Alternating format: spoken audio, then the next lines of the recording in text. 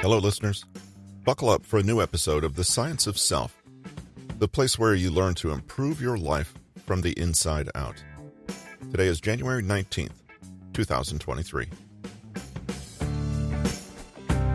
We introduce a new title of Peter Holland's today, The Art of Strategic Decision Making. This book is designed to teach you to seize control of your life and make sure your decisions aren't making you. It's an in-depth look at human nature and psychology and why we make decisions in the way we do, for better or for worse. In this first episode from this book, we take a look at how our subconscious desires and needs affect our decision-making process and how we can identify those subconscious needs.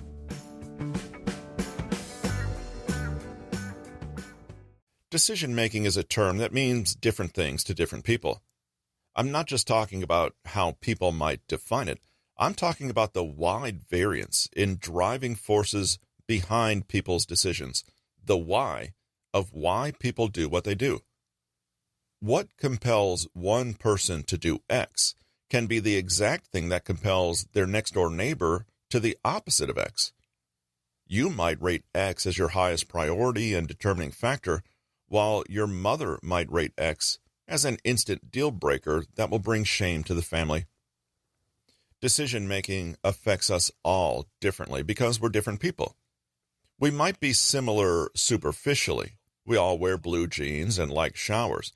We want jobs that make an amount of money that will leave us comfortable, but we don't want to work long hours.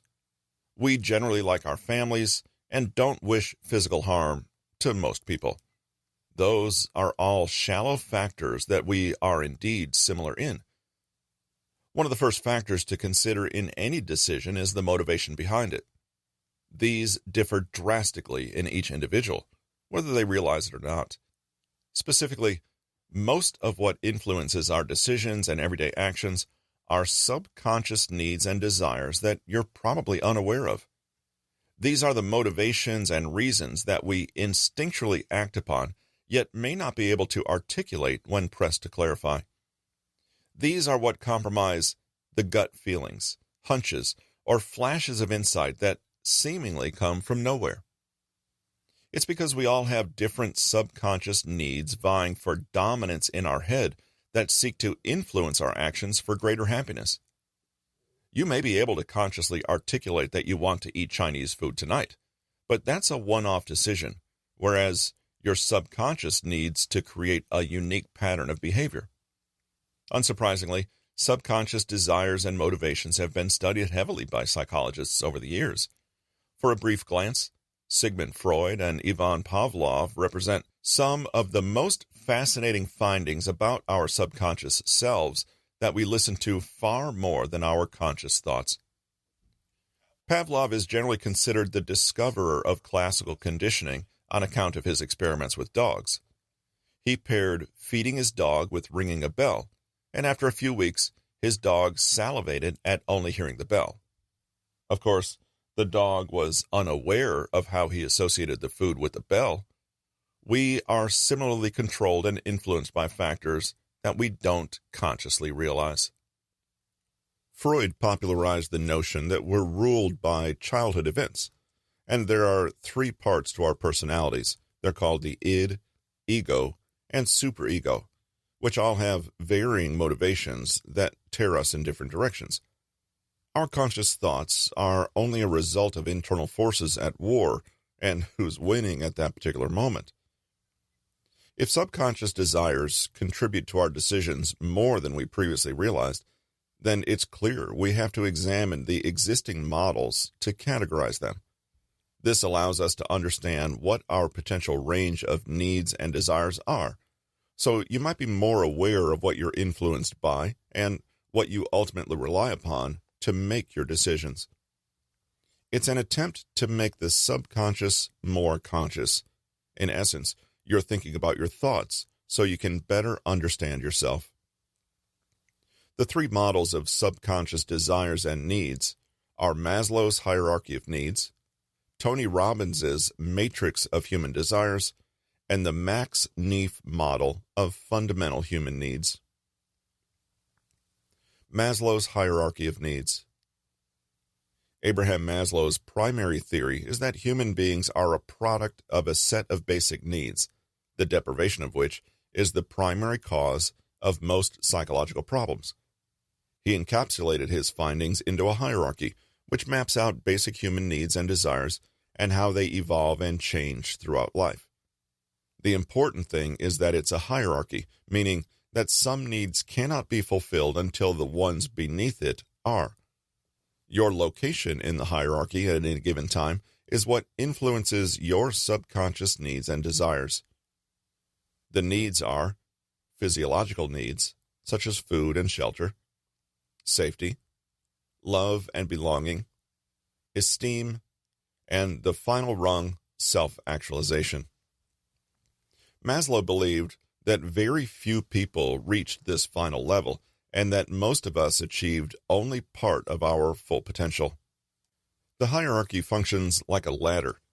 If you aren't able to satisfy your more basic foundational human needs and desires, it is borderline impossible to move forward to the next ladder rung without profound stress and dissatisfaction in life. The higher you are on the ladder, the more of your physical and security needs are taken care of, at which point you start yearning for psychological needs. To illustrate, let's briefly look at how our needs change from infancy to adulthood. As infants, we don't feel any need for a career or psychological satisfaction. We simply need to rest, be fed, and have shelter over our heads. Feeding and survival are our only real needs and desires, and changing diapers, as parents of newborns will tell you. As we grow from infants into teenagers, simply staying alive and healthy doesn't bring satisfaction. We hunger for interpersonal relationships and social fulfillment. What drives us is to find a feeling of belonging and community.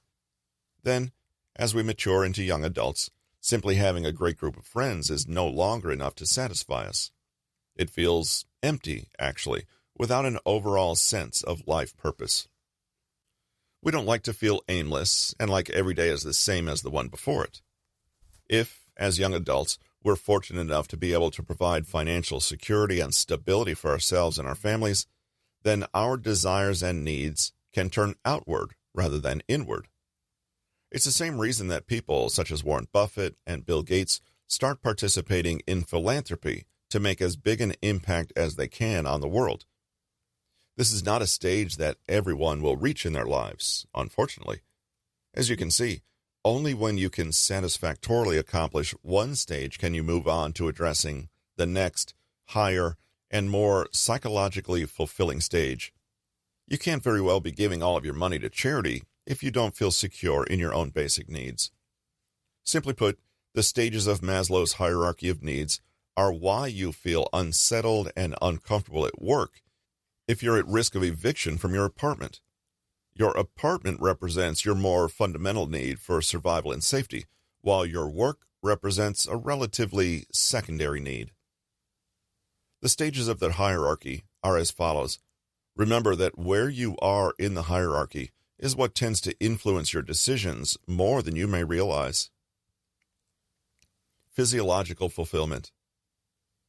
This is easily seen in the daily life of an infant. All that matters to them is that their basic needs for survival are met, i.e., food, water, and shelter. Without security in these aspects, it's difficult for anyone to focus on satisfaction in anything else. It would actually be harmful to them to seek other forms of satisfaction. This is the baseline level of fulfillment that must first be met. This is logical because nothing else matters to you if you're homeless or starving. Safety. You might call this stage security. If someone's belly is full, they have clothes on their back, and they have a roof over their heads, they need to find a way to ensure that those things continue.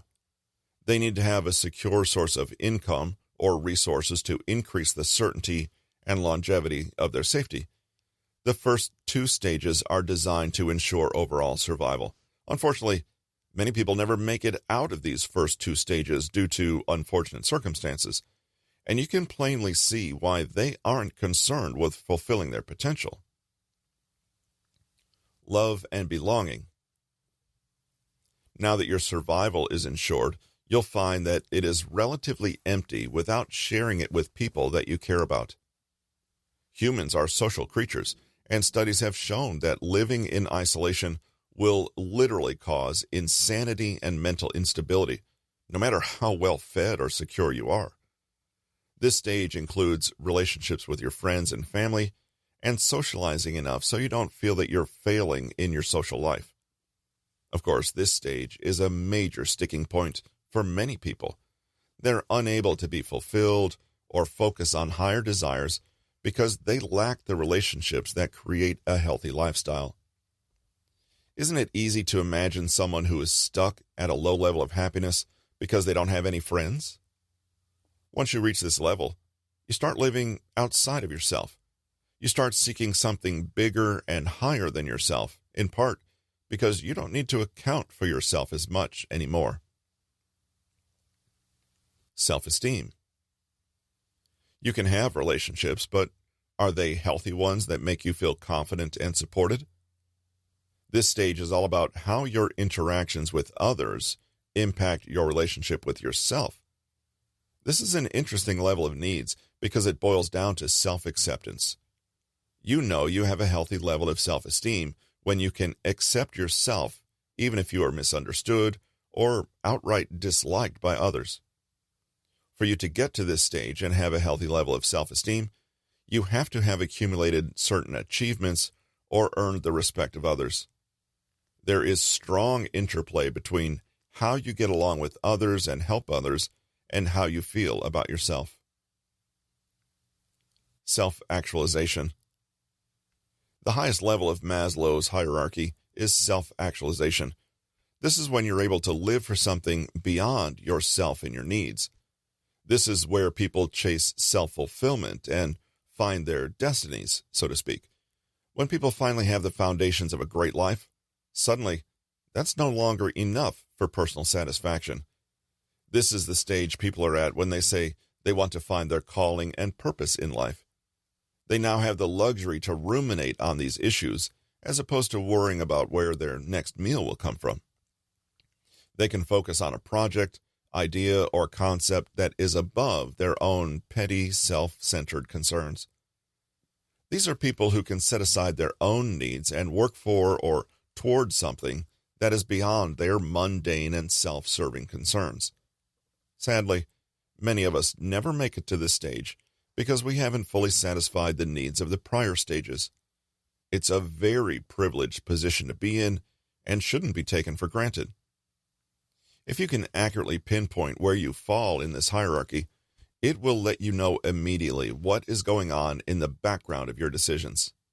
For example, if you're facing eviction, many of your actions will probably be oriented toward preventing that situation, and you won't care about your friendships for the time being. You must first feel safe and secure before wanting to socialize. Maslow's hierarchy gives us a template for diagnosing ourselves and what occupies our mental bandwidth more than we might think. You may be stuck at stage 1, physiological fulfillment. If so, you might feel like you just need to get everything together and focus on yourself for a while. You're searching for resources and security, and your decisions will and should reflect that. Can you ascertain whether you're having issues with the following? This is the hierarchy, starting from the bottom. Survival. Security in accommodation and employment. Personal and familial safety and health. Relationships and friendships. Romantic relationships and sexual intimacy. Self-esteem and confidence. Acceptance of self. Self-actualization and fulfillment. If you're struggling with one stage, you know that nothing above or further than that stage matters to you. Whatever your concern is will color your perception, analysis, and decision-making on a subconscious level. Sometimes People look at the various options in front of them and behave as though their current needs are the only ones they'll ever have.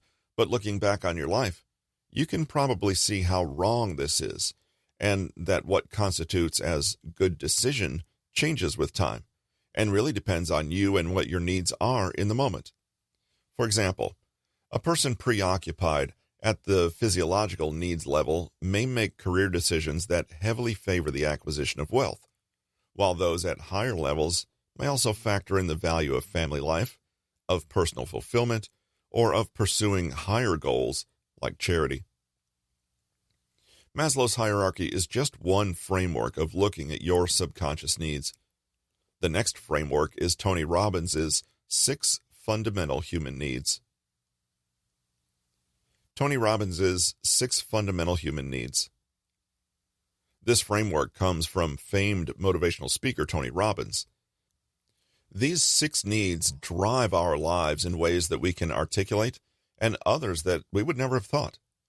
Again, understanding what your primary needs are will give clarity as to what's going on in your brain during tough or even daily decisions. According to Tony Robbins, we generally value 2 out of the 6 needs the most at any given time. These 2 primary needs play a tremendous role in the kind of choices and decisions we make, as well as the habits we develop on a daily basis. If you can understand these subconscious desires, you can make better decisions and short-circuit your negative impulses and emphasize your positive ones.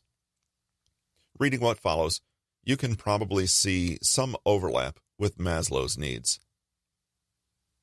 The need for certainty. The need for certainty is about the assurance that you can avoid pain and gain pleasure, which is best done through routine and stability. The more certain and secure we feel in the predictability of our well-being, the more comfortable we feel engaging in other activities. This is why we crave predictability and assurance in our lives.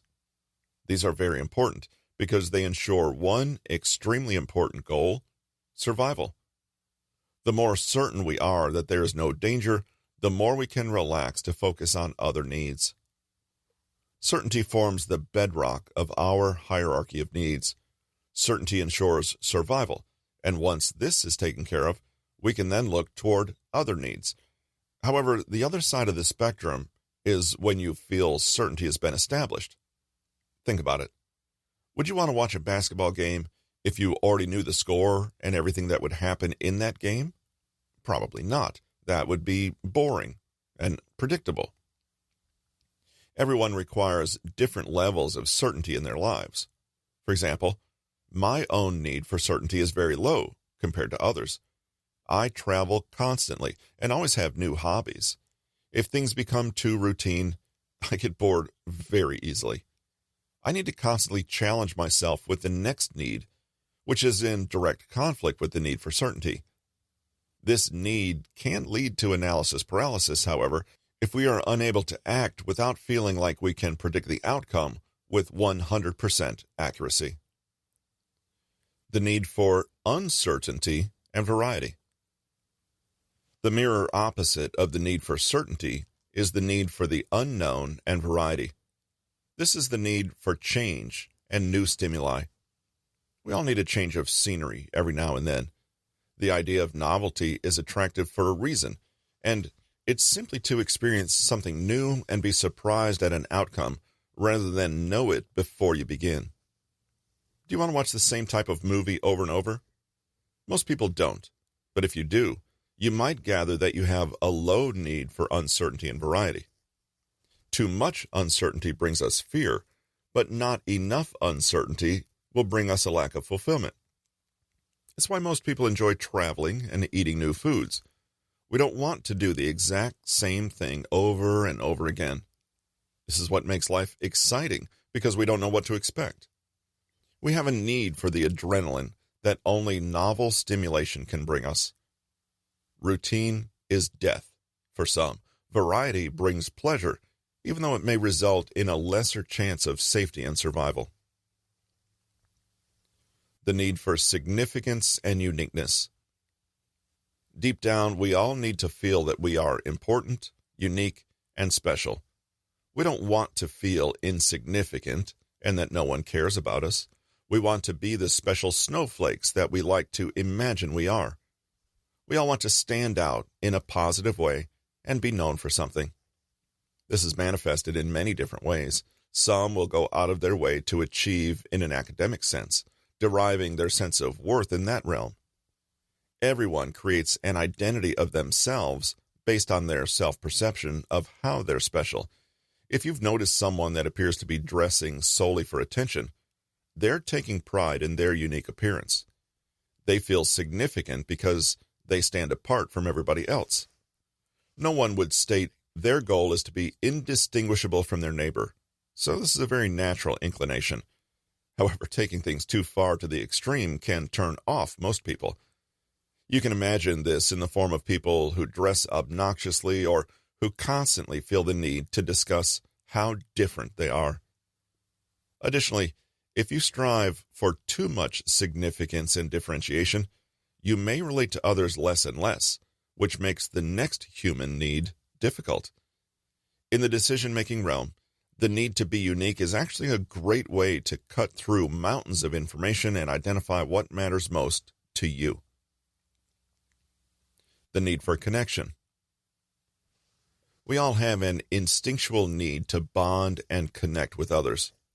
We strive for interpersonal relationships because they make us feel validated, important, and social. We want to feel like we belong and are part of a tribe. Some people are extremely family-oriented and travel in packs, where others are lone wolves that enjoy their own company. Some of us like to play team sports, while others like to run alone along the beach. There's a happy medium somewhere for everyone. The basis for most of these connections is similarity and familiarity. You might call that convenience or opportunity, but the truth is that most relationships start there and evolve from that point. It's easier to like somebody who is somewhat similar to you because you can better relate to them. It feels more natural. This is why I mentioned earlier in our need for significance that we can't overdo things to such an extent that we destroy all similarity. We can be different, but not too different. Otherwise, you're only going to connect with other outliers. The needs for significance versus connection is like trying to feed Goldilocks stew. If our need for connection is not being met, we feel alone and disjointed from people. However, if it's met entirely, we no longer feel different or unique, and we end up lacking a sense of significance. The need for growth. Everybody is looking to expand and increase capacity and capabilities. Everybody's looking to achieve their goals and move on to the next. Very few people are content simply watching television every day and starting the process over on the next. Most of us need a sense of progress and enjoy working toward something. Everything on earth either grows or dies. That's not a false dichotomy. Human beings are no exception to this. We must feel we're constantly growing in our lives and moving forward. The real litmus test occurs when you achieve a goal you set for yourself.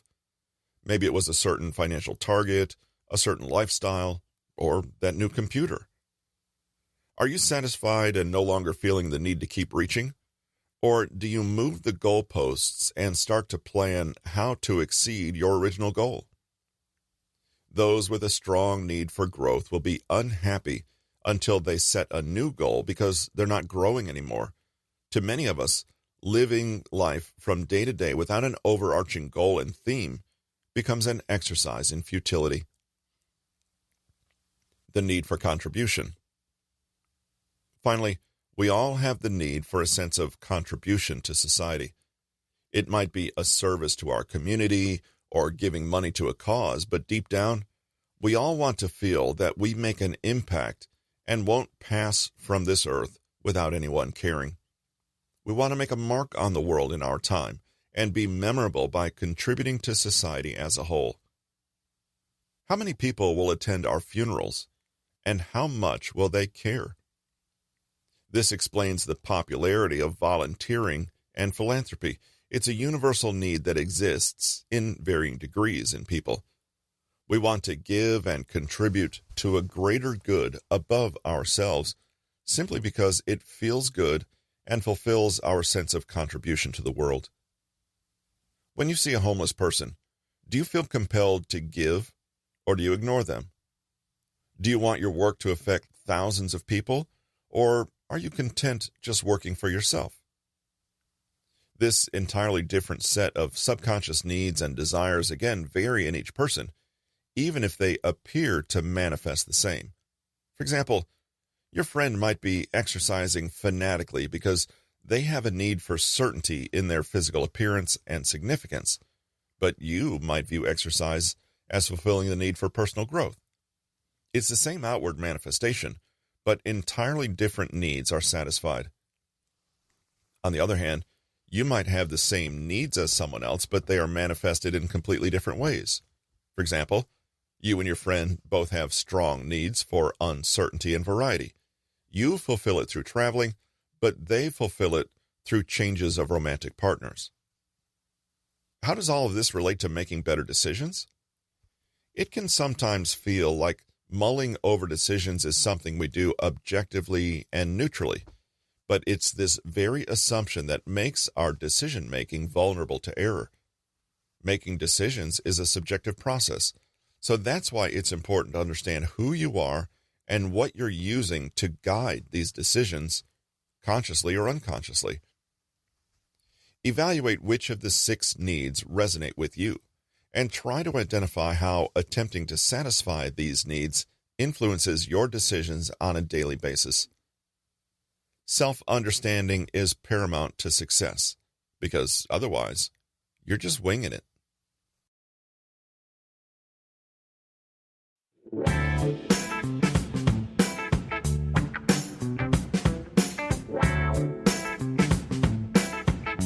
Thanks for joining me for this episode of The Science of Self. Remember, you can join our author's email list at bit.ly/Peter Hollins for more tips and tricks on how to improve your life from the inside out. I'm your host, Russell, and we'll see you next week on The Science of Self.